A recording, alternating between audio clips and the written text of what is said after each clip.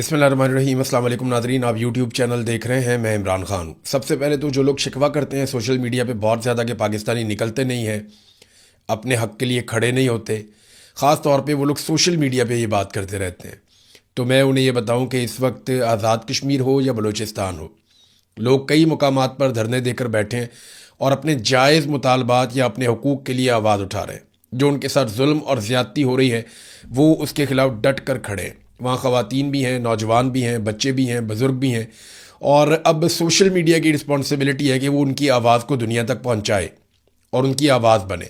وجہ یہ ہے کہ وہ دور دراز علاقوں میں بیٹھے ہیں، وہاں پہ انٹرنیٹ بند کر دیا گیا ہے اور پاکستانی میڈیا کو بالکل اجازت نہیں ہے کہ وہ ان کی کوریج کرے یا دنیا کو بتائے کہ وہ لوگ کیا مطالبات کر رہے ہیں اور ان کے اوپر کیا حالات گزر رہے ہیں۔ میں اپنی ذمہ داری پوری کروں گا۔ میری آپ سب سے گزارش ہے کہ اس وقت پوری دنیا تک بلوچستان کے لوگوں کی آواز پہنچائیں اور کشمیر کے لوگوں کی آواز پہنچائیں، تاکہ وہ سخت موسموں کے اندر بیٹھ کر اس وقت جو احتجاج کر رہے ہیں یا اپنے حق کے لیے کھڑے ہیں انہیں مایوسی نہ ہو۔ ان کی آواز بننا ہم سب کی ذمہ داری ہے۔ بلوچستان میں ایک دھرنا ختم ہو گیا، ہرنا اوڑک کا جو ایک دھرنا تھا وہ ختم ہوا، اور اس کی وجہ یہ بتائی جاتی ہے کہ کچھ لوگ بازیاب ہوئے ہیں اور کچھ یقین دہانیاں کروائی گئی ہیں حکومت کی جانب سے، جس کے بعد ان کا وہ دھرنا ختم ہوا۔ لیکن باقی جگہوں پہ دھرنے جاری ہیں۔ زیارت کے جو لوائقین ہیں وہ بھی اس وقت دھرنے دے کر بیٹھے ہوئے ہیں۔ جبکہ ایک اور انفارمیشن مجھے ملی جو بڑی حیران کن اور پریشانی والی بات ہے کہ جو پولیس اہلکار ہیں وہ اپنے استعفے جمع کروا رہے ہیں۔ اس کی کنفرمیشن نہیں آ رہی، لیکن یہ بار بار گردش کر رہی ہے سوشل میڈیا پر، یا بلوچستان میں لوگ کلیم کر رہے ہیں بار بار، کیونکہ جب تک سرکاری طور پہ اس کی تصدیق نہیں کی جاتی تب تک ہم کچھ کہہ نہیں سکتے، اور سرکار ایسی خبروں کی تصدیق جلدی کرتی نہیں ہے۔ بہت زیادہ ڈی مورال ہوئی ہے پولیس اور سیکیورٹی فورسز بلوچستان میں، اور انہیں لگا کہ انہیں اکیلا چھوڑ دیا گیا مرنے کے لیے، اور ان کا ساتھ کسی نے نہیں دیا جب وہ دہشت گردوں کا مقابلہ کر رہے تھے۔ 200 کی تعداد میں دہشت گرد آئے ہوئے تھے اور وہ چاروں طرف سے گھیر کر گولیاں چلا رہے تھے۔ ایسے میں نہ تازہ کبک بھیجی گئی اور نہ ہی ہتھیاروں کی سپلائی بھیجی گئی، بلکہ کچھ لوگ یہ دعویٰ کرتے ہیں کہ جو سپلائی ہتھیاروں کی آ رہی تھی اس کے رستے میں بھی روڑے اٹکائے گئے، جبکہ عام شہری نکل کر پولیس کی مدد کرتے رہے، کوئی فائدہ نہیں ہوا۔ اور پھر جو پولیس کے ساتھ ہوا، جس طرح ان کی لاشوں کے ساتھ ہوا، جیسے بے حرمتی کی گئی، یہ سارا کچھ اب تاریخ کا حصہ بن گیا۔ تو پولیس اب اس وقت بہت ناراض ہے، نہ صرف ناراض ہے بلکہ وہ خوفزدہ بھی ہیں کہ انہیں تو جیسے ایک چارے کے طور پہ استعمال کیا جاتا ہے ویسے استعمال کیا جا رہا ہے، لہٰذا اب وہ استعفے دے رہے ہیں۔ الگ الگ اطلاعات آ رہی ہیں، کبھی تصاویر لگا کر بتایا جاتا ہے کہ یہ پولیس والے انہوں نے استعفیٰ دے دیا، کبھی کوئی ڈاکومنٹ دیا جاتا ہے کہ یہ پولیس والے انہوں نے بھی ریزائن کر دیا۔ اب سرکار اس کے اوپر کیا حکمت عملی بناتی ہے یہ ہمیں آنے والے دنوں میں پتہ چلے گا۔ لوگ کافی ناراض ہیں بلوچستان میں، وہ اس وجہ سے بھی ناراض ہیں کہ ہمارے وسائل کے ساتھ، یعنی ہمارے پیسے پہ لیے ہوئے قیمتی جہازوں پہ بیٹھ کر شہباز شریف اور فیلڈ مارشل کوئٹہ آئے، لیکن انہوں نے ہماری بات ہی نہیں سنی، ہمارے شکوے ہمارے گلے سنے ہی نہیں۔ تو اس بات کے اوپر انہیں کافی تکلیف ہے۔ جو وزیر داخلہ ہے جس کو اس وقت بلوچستان میں ہونا چاہیے تھا، وہ ورلڈ ٹور کر رہا ہے، کبھی اقوام متحدہ کے اندر، کبھی کہیں پہ کبھی کہیں پہ، پھر زودان ممدانی سے ملاقات کرنی ہے امریکہ میں، جو نیو یارک کا میئر ہے، ابھرتا ہوا لیڈر ہے اور بہت تگڑا سیاسی لیڈر ہے وہاں پہ امریکہ میں، اور بڑی مقبولیت ہے اس کی پبلک میں، اس سے بھی ملاقات کے لیے دعوے کیے جا رہے تھے۔ وہ ملاقات تو کٹائی میں پڑ گئی۔ اس کی وجہ یہ ہے کہ محسن نقوی کے بارے میں پاکستانیوں نے امریکہ میں باقاعدہ یہ ٹرینڈ چلایا، اور امریکن سرکار کو تو وہ نہیں قائل کر سکے کیونکہ وہاں پہ ڈونلڈ ٹرمپ ہے، اس کو کوئی فرق نہیں پڑتا، لیکن زودان ممدانی جو ہیں، جو میئر ہے نیو یارک کا، اس کی ٹیم کے ساتھ رابطہ کیا، ان سب کو ٹیگ کر کے باقاعدہ کمپین چلائی۔ اس میں کچھ ڈاکٹرز ہیں وہ بڑے امپورٹنٹ رول پلے کرتے رہے، اس کے علاوہ کچھ صحافی بھی ہیں، وقاص احمد صاحب بھی ہیں۔ وہ لوگ یہ لکھتے ہیں کہ اگر آپ محسن نقوی جیسے فاشسٹ آدمی سے ملاقات کرتے ہیں تو اس کا مطلب ہے کہ آپ ان لوگوں کے ساتھ تعلقات بنا رہے ہیں جنہوں نے مجھ پر دباؤ ڈالنے کے لیے میری فیملی کو پاکستان میں اغوا کیا اور انہیں نقصان پہنچایا۔ یہ کام تو احمد نورانی صاحب کے ساتھ بھی کیا گیا، شہباز گل کے ساتھ بھی کیا گیا، ان کا بھائی اٹھا لیا، یہاں پہ جو شہزاد اکبر صاحب ہیں ان کے ساتھ یہ کیا گیا، اظہر مشوانی کے ساتھ یہ کیا گیا، کئی لوگوں کو خود اغوا کیا گیا، کئی لوگوں کی فیملیوں کو اغوا کر لیا گیا، کئی لوگوں کے خاندانوں کو دربدر کر دیا گیا۔ تو یہ سب کی کہانی ہے۔ تو اب جو انفارمیشن آ رہی ہے، اب تک کی اطلاع ویسے یہ بہت گھنے ہیں, کوئی پتہ نہیں ان لوگوں کی ملاقات ہو ہی جائے, پورا زور اور طاقت تو یہ لگا رہے ہوں گے. لیکن اب تک کی جو اطلاع آ رہی ہے, ممدانی نے ملاقات کرنے سے انکار کر دیا, اور یہ دعویٰ کیا جا رہا ہے سوشل میڈیا کے اوپر جو ایکٹیوسٹ ہیں امریکہ میں موجود پاکستانی, ان کی جانب سے, کہ جناب جو ایک پہلے ملاقات طے کی گئی تھی وہ ملاقات اب کینسل کر دی گئی ہے. میئر ممدانی کی جو کمیونیکیشن ڈائریکٹر ہیں انہوں نے یہ سٹیٹمنٹ دیا اور یہ دعویٰ کیا مہلکہ سمدانی نے کہ اب ممدانی ملاقات نہیں کر رہا محسن نقوی سے, کیونکہ اس کو اس بات کا آئیڈیا ہو گیا کہ یہ فاشسٹ لوگ ہیں, انہوں نے پاکستان میں قتل و غارت گری کی ہے, بہت نقصان پہنچایا ہے پاکستانیوں کو, لہذا وہ ملاقات منسوخ ہو گئی ہے.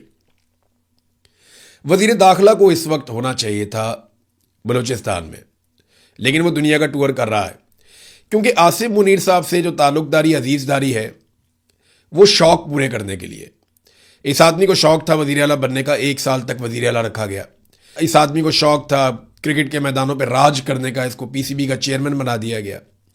پھر شوق پورا کیا گیا, پاکستان کا سب سے طاقتور عہدہ وزیر داخلہ پاکستان بنا دیا گیا, سینیٹر بنا دیا گیا. پھر اب شوق پورا کیا جا رہا ہے, وزارت خارجہ کا بھی شوق پورا کرنا ہے. تو عاصم منیر کے اقتدار کا سب سے زیادہ فائدہ اگر کسی کو ہوا تو وہ محسن نقوی کو ہوا. ایک دن رانا ثناء اللہ نے کہا کہ جی محسن نقوی صاحب کی بڑی مہربانی ہے کہ وہ کہیں شہباز شریف صاحب کی جگہ وزیر اعظم نہیں بن گئے. تو اگر فیلڈ مارشل عاصم منیر چاہے تو کسی وقت بھی کوئی نگران سرکار بنا کے یا قومی حکومت تشکیل دے کر وہ محسن نقوی کو وزیر اعظم پاکستان بھی بنا سکتے ہیں. انہیں پوچھنے والا کون ہے؟ جو دل کرتا ہے ڈنڈے کے زور پہ کرتے چلے جا رہے ہیں. پاکستان میں کشمیر کے حالات ناظرین یہاں تک پہنچ گئے ہیں کہ جیلوں کی صورتحال کافی خراب ہے. مجھے کئی لبھائقین نے بتایا کہ جیلوں کے اندر جو ان کے پیارے بند ہیں یا جنہیں پکڑ لیا گیا اس تحریک کے دوران, انہیں مجبور کیا جا رہا ہے ویڈیو بیانات دینے کے لیے. خاص طور پہ میں نے آپ کو پہلے بتایا تھا کہ احمد فرحات صاحب پہ بہت دباؤ ہے, اور انہیں کہا جاتا ہے کہ آپ ایک ویڈیو بنائیں اور ویڈیو بنانے کے بعد آپ اپنے گھر جائیں, لیکن وہ ویڈیو بنانے سے انکاری ہیں, وہ ویڈیو بنا نہیں رہے. اچھا, میرے خیال میں اگر وہ ویڈیو بنا بھی دیں گے نا تو ان کو اتنی جلدی نہیں چھوڑیں گے جب تک کہ یہ معاملہ پورا ریزالو نہیں کر دیں گے. اب انہیں بہت ساری ویڈیوز چاہیے.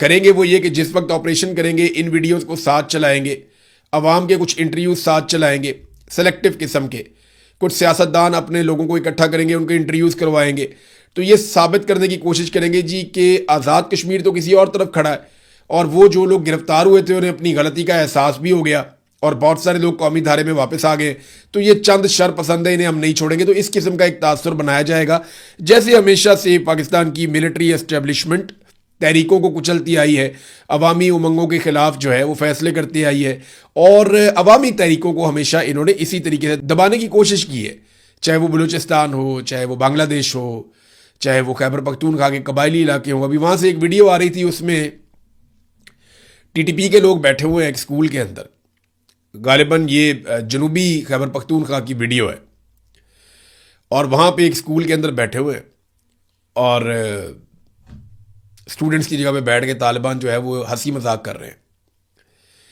اور سارے نوجوان لڑکے ہیں.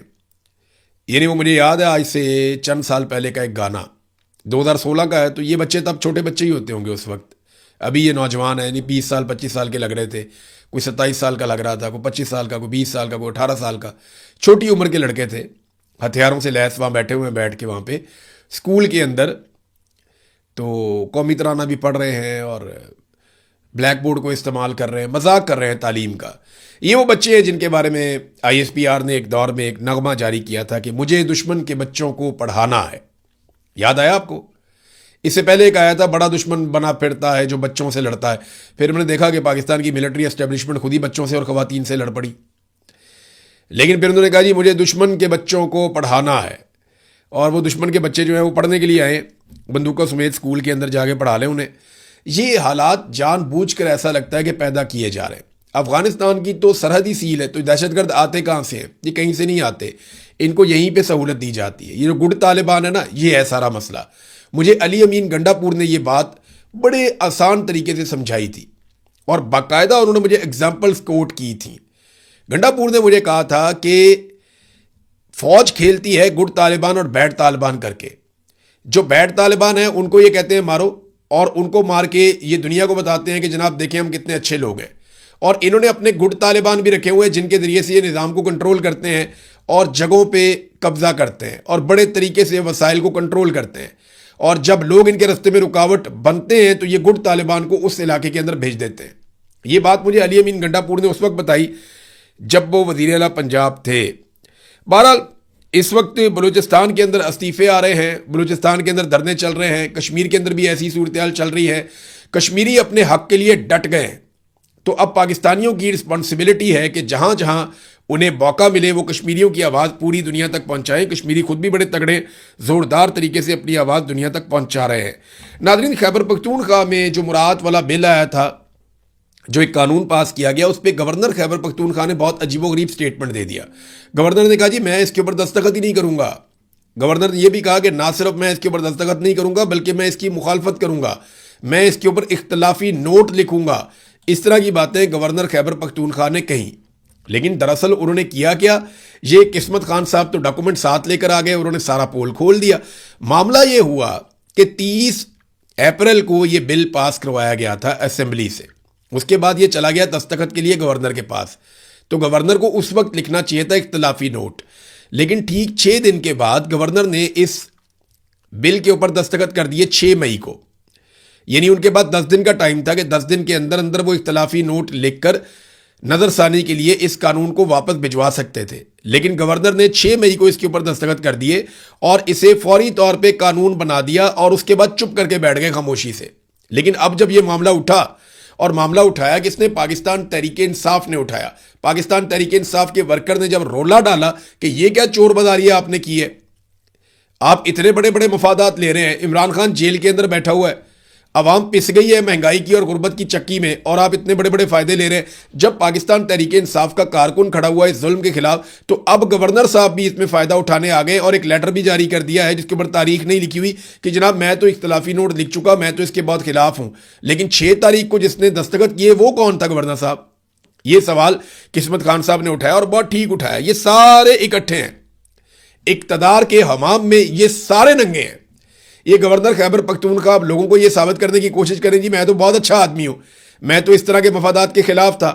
لیکن پی ایم ایل این بھی ساتھ تھی, پیپلز پارٹی بھی ساتھ تھی, فضل الرحمان بھی ساتھ تھا, اور سب نے مل کر یہ الاؤنسز, یہ مراعات, یہ سہولیات اور یہ عیاشیاں حاصل کرنے کی کوشش کی. اور گورنر نے اس کے اوپر 6 دن کے اندر دستخط کیے.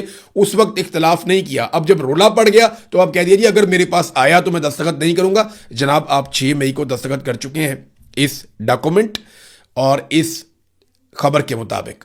ناظرین, جہاں برطانیہ میں شہباز شریف صاحب نے آموں کے تحفے بھیجے ہیں, اور یہ آموں کے تحفے نون لیگ کے کارکنوں کے لیے بھیجے ہیں. کبھی آپ نے سنا کہ کارکنوں کو لیڈر تحفے دے رہے ہو؟ ایسا نہیں ہوتا نا, یہ صرف الیکشن کے دنوں میں ہوتا ہے. پاکستان کے اندر جب الیکشن آئیں گے تو کارکنوں کو جا کے ٹھوڑیوں کو ہاتھ لگائیں گے, ان کے آگے ہاتھ جوڑیں گے, ان کے دروازوں پہ کھڑے ہو جائیں گے ووٹ مانگنے کے لیے. لیکن ابھی تو ووٹ کا سیزن نہیں ہے. میں اب کسی وجہ بتاتا ہوں آپ کو. میں پاکستان سے باہر ان کی ٹکے کی اوقات نہیں ہے. شریف خاندان کی کوئی انہیں منہ نہیں لگاتا, کوئی ان سے بات کرنا نہیں چاہتا. لوگ ان کے منہ کے اوپر آ کر ان کی بے عزتی کرتے ہیں. تو یہاں نا بہت تھوڑے سے کارکن بچے ہیں پی ایم ایل این کے پاس, اور وہ ان کا بہت بڑا ایسٹ ہے. وہ ایک ایک کارکن کو ہیرے کی طرح ٹریٹ کرتے ہیں, اور انہیں پاکستان سے وزیر اعظم پاکستان اپنے خرچے کے اوپر نہیں, پاکستان کے خرچے کے اوپر آموں کے تحفے بھجوا رہا ہے کہ جناب یہ آم کھائیے, اور جب کبھی نواز شریف کسی مشکل میں آئے تو اس کے سامنے آ کر کھڑے ہو جائیے گا. جب کبھی عوام نکلے اور نکل کر نواز شریف کو برا بھلا کہے تو آپ نے اس کے سامنے ڈھال بن جانا ہے. تو کیونکہ ان کو کارکن ملتے ہی نہیں, بہت تھوڑے سے ہیں بیچارے, بالکل آٹے میں نمک کے برابر, تو ان کو خوش رکھنا ان کے لیے ایک بہت بڑا مسئلہ ہے. اور میں وہ ویڈیوز دیکھ رہا تھا کہ بڑے فخر کے ساتھ کارکن دکھا رہے ہیں جناب میاں صاحب نے ہمیں یہ آموں کی چھوٹی چھوٹی پیٹیاں بھیج دی ہیں, اور کبھی بریانی کے اوپر, کبھی آموں کی پیٹیوں کے اوپر, کبھی کسی چھوٹے موٹے فائدے کے اوپر. یہ ایسے ہی بیچارے چھوٹی چھوٹی چیزوں کے اوپر خوش ہو جاتے ہیں. تو چلے اللہ تعالیٰ انہیں خوش رکھے. ویسے انہی کاموں پہ لیڈرز نے عوام کو بڑے لمبے عرصے سے لگایا ہوا ہے. ناظرین, مریم نواز کا ایک ہی فلیگ شپ پروگرام تھا جو ان کا سب سے بڑا پروگرام کہا جاتا ہے, اور نواز شریف اور مریم نواز نے اس دور میں اگر کوئی واحد کام کیا تو وہ ستھرا پنجاب کا کام تھا کہ جناب یہ انہوں نے کیا ہے. اس کی حالت اب میں اگر آپ کے سامنے رکھوں تو آپ حیران ہو جائیں گے. ستھرا پنجاب کے جتنے بھی ٹھیکیدار ہیں, یہ پروجیکٹ اس طرح سے کام کرتا ہے کہ ٹھیکیداروں کو انہوں نے آگے سے ٹھیکے دیے ہوئے کہ آپ نے فلاں فلاں فلاں فلاں ایریا آپ کی ذمہ داری ہے, سرکار آپ کو پیسہ دے گی, آپ ان علاقوں کی صفائیاں کریں گے, سرکار عوام سے پیسہ اکٹھا کرے گی, سرکار اپنے اکاؤنٹ میں رکھے گی, ٹھیکیدار اپنے اپنے علاقوں کی صفائیوں کی ذمہ دار ہوں گے. جب وہ ٹھیکیدار صفائیاں کر دیں گے, ساتھ ساتھ جو عوامی پیسہ سرکار کے پاس پڑا ہے وہ اس میں سے اپنا حصہ نکال کے باقی ٹھیکیداروں کو دیتی رہے گی. یہ ہے فارمولا ستھرا پنجاب کا. کوئی یہ اپنے گھر سے نہیں لے کر آئے, لیکن انہوں نے ایک ہی کمپنی بنائی تھی, یا ایک ہی جو ان کا فلیگ شپ پروگرام تھا وہ یہ ستھرا پنجاب تھا. اس کی حالت یہ ہے کہ جناب چند دنوں میں یہ دوسری اپیل آ گئی ہے ٹھیکیداروں کی جانب سے, اور پورا ایک اشتہار جاری کر دیا گیا ہے. اپیل میں لکھتے ہیں, اپیل ثانی, محترم مریم نواز صاحبہ وزیر اعلیٰ پنجاب, ستھرا پنجاب پروجیکٹ کے تحت کانٹریکٹرز کے واجبات اور مسائل کے فوری حل کے لیے ہم دوسری اپیل کر رہے ہیں, اور ہم آپ کی خدمت میں ایک بار پھر انتہائی ادب اور احترام کے ساتھ درخواست کرتے ہیں کہ جیسا کہ ہم نے پہلے بھی آپ کی خدمت میں اپیل کی تھی, افسوس کہ ابھی تک اس پہ توجہ نہیں دی گئی. ہم شدید مالی مشکلات کا شکار ہیں, گزشتہ 6 سے 8 ماہ کے واجبات کی ادائیگی نہیں کی گئی. یعنی عوام سے پیسہ لے رہے ہیں, عوام کا خون نچوڑ رہے ہیں, لیکن پیسہ اپنی جیبوں میں ڈال رہے ہیں, ان سے طیارے خرید رہے ہیں, ان سے بلٹ پروف گاڑیاں خرید رہے ہیں, ان سے اپنے لیے عیاشی کر رہے ہیں, بیرون ملک دورے. لیکن جس عوام سے پیسہ لے رہے ہیں ان کے لیے جو ستھرا پنجاب کا ایک منصوبہ بنایا گیا ہے وہاں پہ وہ پیسہ ٹرانسفر نہیں کر رہے. 6 سے 8 مہینے ہو گئے ہیں, ٹھیکیدار کہہ رہے ہیں کہ ہمارے واجبات کی ادائیگی نہیں کی گئی, اور اگر یہ ادائیگی مزید نہیں کی جاتی تو پھر ہم کام نہیں کر سکیں گے. وہ کہتے ہیں جی ہمارے پاس گاڑیوں میں پیٹرول نہیں ہے, ایندھن نہیں, ہم کام نہیں کر سکتے, اور آپریشن ہمارے بحال نہیں ہو پا رہے, فیلڈ سٹاف جو لوگ کام کرتے ہیں بیچارے ان کو ہم تنخواہیں نہیں دے پا رہے. اب وہ تنخواہ 40,000 مقرر کی ہے, کسی کو 15,000 دیتے ہیں, کسی کو 20,000 دیتے ہیں, کسی کو 18,000 دیتے ہیں. وہ ایک ورکر نے تھوڑے دن پہلے شکایت لگائی اور پھر خودکشی بھی کر لی اور وہ دنیا سے چلا گیا. تو ورکروں کو تنخواہیں بھی نہیں مل رہی, اور انہوں نے کہا جی کہ اب ہم ایمرجنسی سروس فراہم نہیں کر سکیں گے, یا صفائی کی سروس ہم فراہم نہیں کر سکیں گے اگر 15 جولائی تک ہمارے واجبات, یعنی اگلے 5 دن کے اندر اگر واجبات نہ دیے تو صفائی ستھرائی ہو جائے گی بند. اس کے بعد انہوں نے کہا جی ہمیں اپنے عملے کی تنخواہوں کی ادائیگی کے لیے سخت مالی دباؤ کا سامنا ہے. وہ کہتے ہیں بڑی مہربانی ہوئے گی کہ آپ ہمیں پیسے دے دیں. اور یہ انہوں نے آگے لکھا کہ جناب جو کنٹریکٹرز ہیں بڑی مہربانی ہے کہ ترلا منت ہی ہے سارا. تو ایک ہی ان کا پروجیکٹ تھا جس کے اوپر یہ بڑا فخر کرتے تھے, اس پروجیکٹ کی حالت بھی میں نے آپ کے سامنے رکھ دی. عوام کو ناظرین انہوں نے بجلی کا ایک بڑا خوفناک جھٹکا لگا دیا ہے. مثال کے طور پہ یہ کیسر شریف صاحب نے ایک ٹویٹ کیا, جماعت اسلامی سے ان کا تعلق ہے. انہوں نے ایک بل لگایا جو 290 یونٹ کا ہے. اس میں لکھا ہے کہ جی یونٹ جو ہے وہ صرف 290 ہے, اور بل جو ہے وہ 55,000 روپے ہے. اب یہ کس کھاتے میں آیا یار؟ 300 یونٹ تک انہوں نے بجلی مفت دینی تھی, 290 یونٹ والے کو 55,000 روپے کا بل ڈال دیا, اور یہ جماعت اسلامی کے کیسر شریف صاحب نے ٹی وی کے اوپر اور سوشل میڈیا کے اوپر شیئر بھی کر دیا. اب آئیں آپ ایک اور چیز پہ, کہ پہلے یہ ہوتا تھا نا کہ 6 ماہ تک اگر آپ نے ایک بار بھی 200 یونٹ سے زائد استعمال کیا تو آپ پروٹیکٹڈ کیٹیگری سے باہر چلے جائیں گے, یعنی آپ نے 200 یونٹ سے کم استعمال کرنا ہے ہمیشہ.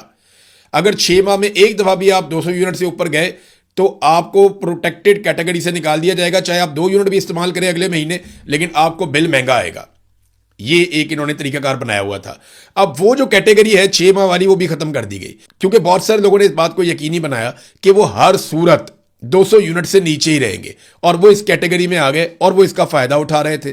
لیکن اب سرکار نے یہ والی کیٹیگری بھی ختم کر دی ہے, اور بجلی کی قیمت تو وہ لگاتار بڑھا رہے ہیں, بڑھاتے چلے جا رہے ہیں. تو عوام کو بجلی کا ایک کے بعد ایک جھٹکا لگایا جا رہا ہے, اور لگاتار لگایا جا رہا ہے. اب تک کے لیے اتنا ہی. اپنا خیال رکھیے گا, اپنے اس چینل کا بھی. اللہ حافظ.